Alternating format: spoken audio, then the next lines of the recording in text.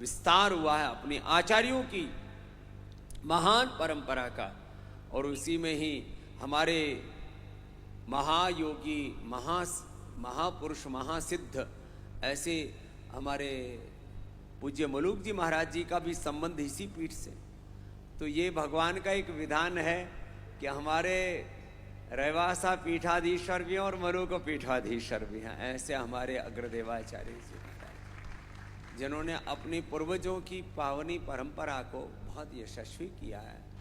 और मैं तो पूज्य महाराज जी की रहनी सहनी को नज़दीक से देखता हूँ, और इनका हम पर अनुग्रह है कि कभी कभी हमको ये सेवा का सौभाग्य पतंजलि योग पीठ में, संत कुटीर में हमको दे देते हैं। आपकी कृपा से ही स्वस्थ हैं। नहीं, और एक बात है, पूज्य महाराज जी अभी जो है थोड़े दिन में आपको हमारे ही बर के नजर आएंगे। अब करीब करीब पहुंचा ही गए हैं हमारे। और देखो, मन प्राण चित्त चेतना आत्मा विचार संस्कार से तो हम एकात्म हैं, साधु में द्वैत तो होता ही नहीं। लेकिन ये जो देह में भी जो द्वैत है वो भी अद्वैत में प्रतिष्ठित हो जाएगा। ऐसे पूज्य महाराज जी की आत्यंत की प्रीति है। आज हमने कहा कि उपदेश देने तो आए नहीं, हम तो यहाँ दर्शन करने। देखो, जो सिद्ध पीठ होती है वहाँ पर उपस्थिति मात्र से ही अपने भीतर एक अनंत दैवी ऊर्जा का संचार हो जाता है। संतों की दृष्टि से संत का संतत्व, उसकी तपस्या, उसकी साधना यहाँ से आगे बढ़ती है।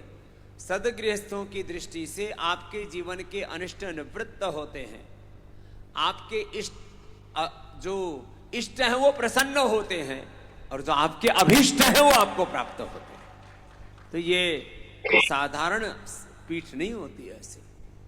और यहाँ से जीवन की चेतना, जीवन की जागृति भी मिलती है। तो महाराज जी ने कहा कि थे राजस्थानी जानो हो, तो राजस्थानी में, मारवाड़ी में एक दो भजन भी। अब तो भजन का अच्छा, यहाँ यजन भी होता है, थोड़ा है, यहाँ भजन भी होता है, और यहाँ अभी वेद पाठशाला और चारों वेदों का अध्ययन भी होता है। इसके लिए बहुत बहुत आगे है। वेदो अखिलो धर्म मूलम, हमारे धर्म का, हमारी संस्कृति का मूल हमारा वेद। और आइए महाराज विराजमान, आइए आइए। ऐसे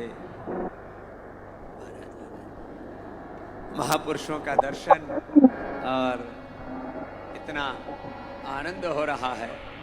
तो महाराज जी ने कहा, महाराज इनको